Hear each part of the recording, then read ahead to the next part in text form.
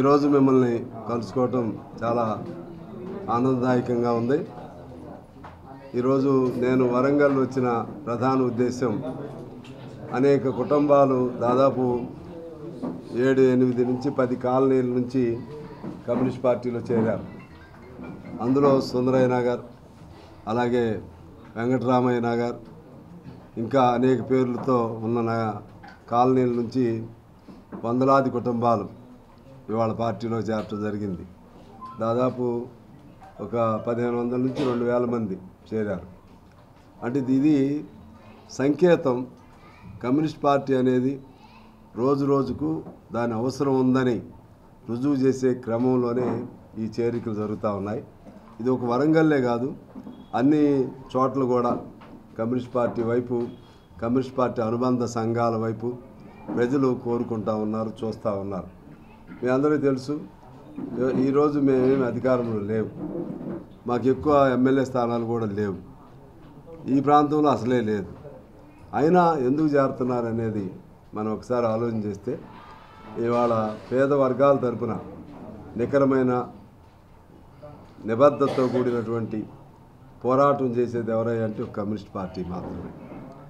మనం చూస్తూ ఉన్నాం, ఈ 100వ సంవత్సరంలో అడుగుపెట్టాం కమ్యూనిస్ట్ పార్టీగా. 100 ఏళ్ళు అధికారం లేకపోయినా కమ్యూనిస్ట్ పార్టీ నిలబడి ఉంది. 100 సంవత్సరాలు నిలబడటం అనేది చిన్న విషయం కాదు. భారతదేశంలో 100 ఏళ్ళు ఉన్నటువంటి ఏకైక పార్టీ భారతీయ కమ్యూనిస్ట్ పార్టీ. ఈవెన్ కాంగ్రెస్ అయినా సరే 70లో అంటే 69లోనే పేరు మార్చుకుంది, మరో పార్టీ అయింది కాంగ్రెస్. పాత కాంగ్రెస్ స్వాతంత్రం వచ్చే వరకు అందరం అందులో ఉన్నాం, కమ్యూనిస్టులు కూడా అందులో ఉన్నాం. అంటే మరి చాలా పార్టీలు వచ్చాయి, అధికారంలోకి వచ్చాయి, మళ్ళా వెళ్ళిపోయాయి.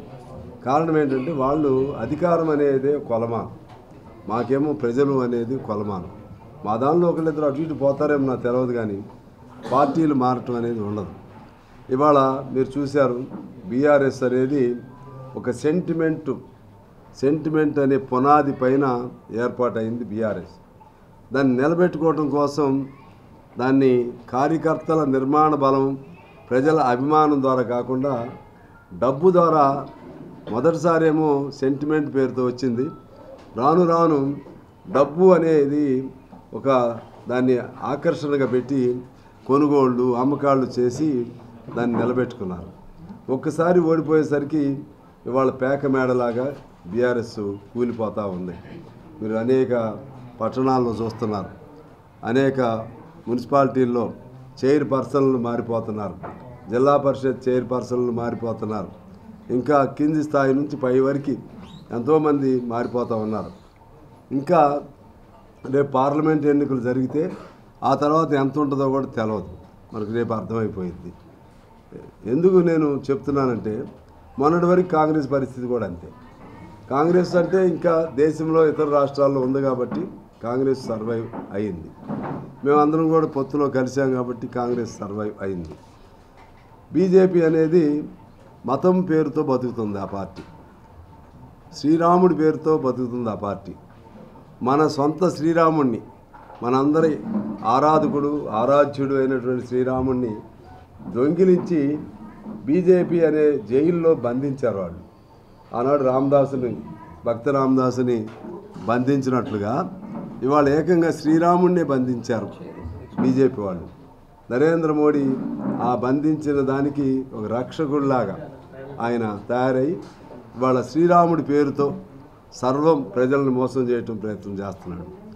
శ్రీరాముడు నరేంద్ర మోడీ అధికారంలోకి వచ్చినాక శ్రీరాముడు బీజేపీ పుట్టిన తర్వాత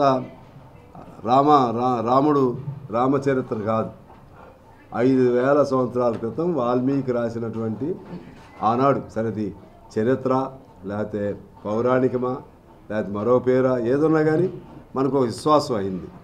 5000 సంవత్సరాల నుంచి ఉన్న ఆరాధ్య దైవాన్ని ఇవాళ వాళ్ళు కొల్లగొట్టేసి ఆ పేరుతో ఓట్లు సంపాదిస్తున్నారు. అది కూడా పేకమేడలాగా కూలిపోయింది. కొద్ది రోజులు అంటే ఎదుటివాడి బలహీనత, మరోవైపు దేశ ప్రజల మధ్య సెంటిమెంట్, వాళ్ళు రెచ్చగొట్టే సెంటిమెంట్ ఏంటి, మతం, దేవుడు, ఇవి వాళ్ళు రెచ్చగొడుతున్నారు. కానీ అంతిమంగా ప్రజలు కోరుకునేది ఏంటి, అందరికీ తిండి, బట్ట, ఉద్యోగం, ఇవి కోరుకుంటారు. ఇవాళ రెండుసార్లు గెలిచారు, మళ్ళీ మూడోసారి వస్తామని చెప్తున్నారు బీజేపీ వాళ్ళు. కానీ ఏం చేశారని జనం ఆలోచన చేయకుండా ఎన్నికల ముందు మళ్ళీ అయోధ్యది మొదలుపెట్టారు. దాన్ని ఎన్నికల ముందు ప్రారంభించారు. మంత్రాలు దాన్ని ఏమంటారు, మన తలంబ్రాలు ఇంటింటికి పంపిణీ చేశారు. నువ్వన్న రైతుకి ఇచ్చే ధర, రైతు ఆదాయం రెండింతలు ఏమైందని అడగటానికి స్కోప్ లేదు. సంవత్సరానికి 2 కోట్లు ఉద్యోగాలు ఇస్తామని అడగటానికి స్కోప్ లేదు. నువ్వు చెప్పిన ఇంటికి ఒక 15 లక్షలు పంచుతామని చెప్పినటువంటి అది ఏమైందని అడగటానికి వీలు లేదు. అవి లేకుండా మాయ మంత్రాలతో వాళ్ళు నిలబడుతున్నారు. అందువలన ఈ స్థితిలో అది బీజేపీ అయినా బీఆర్ఎస్ అయినా మరి ఏ పార్టీ అయినా కొద్ది రోజులు మాత్రమే అబద్ధాలను పునాదిగా తయారు చేస్తే, భ్రమల్ని పునాదిగా తయారు చేస్తే, అలాగే మోసాన్ని పునాదిగా తయారు చేస్తే, సెంటిమెంట్స్ని భావోద్వేగాలను పునాదిగా తయారు చేస్తే అవి ఎప్పటికైనా కూలిపోక తప్పదు. కానీ కమ్యూనిస్ట్ పార్టీ శాశ్వతంగా ఉంటుంది.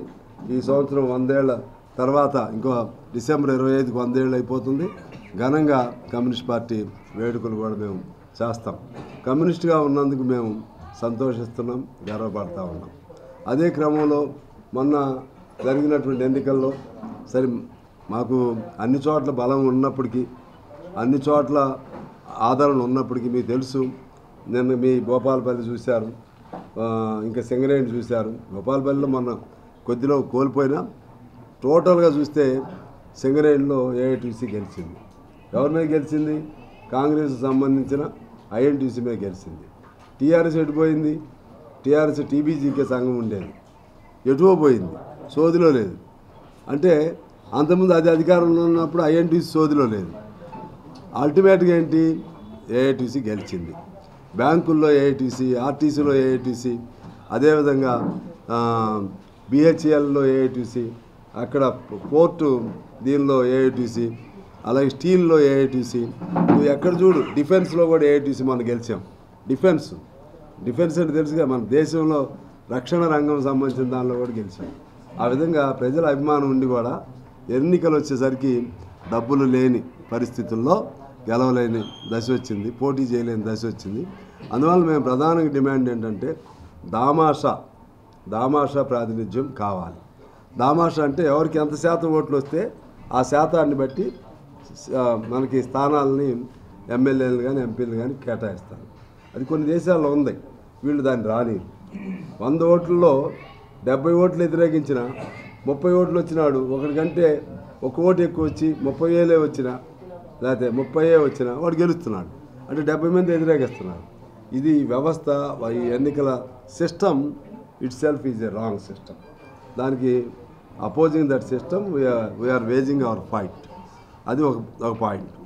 ఇక మన రాష్ట్రానికి వచ్చి ఏదో నేను ఎమ్మెల్యేగా ఒకరిని గెలిచాను. గెలవటంలో మా సహాయం వాళ్ళకి జరిగింది, వాళ్ళ సహకారం మాకు జరిగింది. నేను వేరే అతిశయోక్తితో చెప్పను, కానీ కమ్యూనిస్ట్ పార్టీ కాంగ్రెస్తో కలవబట్టే అనేక స్థానాల్లో కాంగ్రెస్ మొన్న 64 కదా గెలిచింది. నీకు సింగరేణిలో ఉన్నటువంటి మొత్తం స్థానాల్లో ఒక్కటి మినహా అన్నీ గెలిచాం. దాదాపు 11 స్థానాలు గెలవటం జరిగింది అసెంబ్లీలో. మా ఖమ్మం జిల్లాలో అందులో సింగరేణి కూడా ఉన్నప్పటికీ 10లో 1 తప్పితే అన్నీ గెలిచాం. నల్గొండలో 1 తప్పితే 11 గెలవటం జరిగింది. ఎక్కడైతే కమ్యూనిస్టులు బలంగా ఉన్నారో, ఎక్కడైతే మా కార్మిక వర్గం ఉందో అక్కడ గెలుస్తూ ఉన్నారు. అందువలన ఈ స్థితిలో మొన్న సరే ఒక్క స్థానానికి తప్పనిసరి పరిస్థితుల్లో మేము అంగీకరించాం. ఇవాళ మేము కోరుతూ ఉన్నాం, కాంగ్రెస్ మంచి ఆలోచన చేయాల్సిన అవసరం ఉంది. ఎందువల్లంటే ఇండియా కూటమిని నిలబెట్టుకోవాల్సిన అవసరం కాంగ్రెస్కు ఉంది. మేము దాన్ని ఆషామాషిగా తీసుకోవద్దు. ఇవాళ కమ్యూనిస్ట్ పార్టీగా మేము ఏం చేయలేమనే భావన మీకు ఉండకూడదు. ఎందుకంటే మీ బాధ్యత అది. మంచి అయినా చెడైనా సిద్ధాంతం మా పార్టీ మాకు గొప్పది, మా జనం నిలకడైన జనం మాకున్నారు. మీరు ఉంటారు, ఒకసారి ఉండకపోవచ్చు. ఇప్పుడు స్నేహధర్మం పాటించి స్నేహధర్మం ప్రకారంగా ఒక ఎంపీ స్థానమైనా మాకు ఇవ్వమని మేము కోరుతా ఉన్నాం. అదేవిధంగా అసెంబ్లీలో నా వంతు కర్తవ్యాన్ని కమ్యూనిస్టుగా పేదల తరపున కష్టజీవుల తరపున ఆఖరకు నేను నాకు కేంద్ర బిందువుగా నాకు పునాది అయినటువంటి వృత్తిపరంగా నా జర్నలిస్ట్ సోదరుల తరపున కూడా నేను తరచూ అవకాశం దొరికినప్పుడల్లా నా వాయిస్ వినిపిస్తూ ఉన్నాను. ఆ క్రమంలోనే ఈ కొత్త ప్రభుత్వం ఏర్పాటైన తర్వాత అనేక శ్వేతపత్రాలు విడుదల చేశారు. ఒకటి ఆర్థిక స్థితిగతుల మీద, 2 జెన్కో మన విద్యుత్ రంగానికి సంబంధించి, 3 కృష్ణా జలాలకు సంబంధించి, 4 మొత్తం జలాల ప్రాజెక్టులకు సంబంధించి, 5వది కాళేశ్వరం సంబంధించి 5 శ్వేతపత్రాలు విడుదల చేయడం జరిగింది. ఈ శ్వేతపత్రాలు విడుదల చేసిన తర్వాత టీఆర్ఎస్ నిజస్వరూపం, బీఆర్ఎస్ నిజస్వరూపం, వాళ్ళ పరిపాలనలో ఉన్న డొల్లతనం, వాళ్ళ పాలనలో ఉన్నటువంటి మోసపూరిత విధానాలు ఇవన్నీ మరింతగా ప్రస్ఫుటంగా ప్రజలకి, తెలంగాణ ప్రజలకు మొన్న వీళ్ళ మీద అసంతృప్తితో ఓటు వేశారు. ఎందుకు ఓటు వేశారనే దానికి కూడా సవివరంగా వివరణాత్మకంగా అర్థమయ్యే విధంగా మన చర్చలు జరిగాయి. చర్చలు జరిగిన తర్వాత ఆనాడు కేసీఆర్ గారు అనేక మాటలు అన్నాడు. నల్గొండలో మీటింగ్ పెట్టుకోవడం తప్పేం లేదు. మీటింగ్ పెట్టుకుని ఏమి గడ్డి వేగటానికి ఆడికి వెళ్తున్నారు, ఏముంది నన్ను అడిగితే నేను పాఠాలు చెప్తా, అక్కడికి వెళ్ళాలా, ఇటువంటి ఇంకా అతిశయోక్తి, ఆత్మస్థితి, పరనిందలు, వీటి ద్వారా ఆ అద్దంలో వాళ్ళు అంటే దాన్ని ఏమంటారు, గాజు అద్దంలో అద్దాల మేడలో ఇంకా ఆయన ఉంటూ ఇంకా రాళ్ళు వేద్దాం అనుకుంటున్నాడు. ఏం పాఠాలు నేర్పుతావు నువ్వు? ఒకవైపు అయిపోయి ఫెయిల్ అయ్యి కావాలని మీరు చేశారని చెప్పగలుగుతావా? కావాలని కాంగ్రెస్ ప్రభుత్వం చేసిందని చెప్పగలుగుతావా? నీ టైంలోనే కదా, నీ టైంలోనే అక్కడ మన మేడిగడ్డకి పగుళ్ళు వచ్చినాయి. నీ టైం కొత్తగా ఇప్పుడు వచ్చింది కాదు. నీ టైంలోనే అన్నారం సంబంధించి అప్పుడు చిన్న పగుళ్ళు వచ్చి ఇప్పుడు అవి పెద్దవి అవుతున్నాయి. సుందేళ్ళకు కూడా మొదలైంది.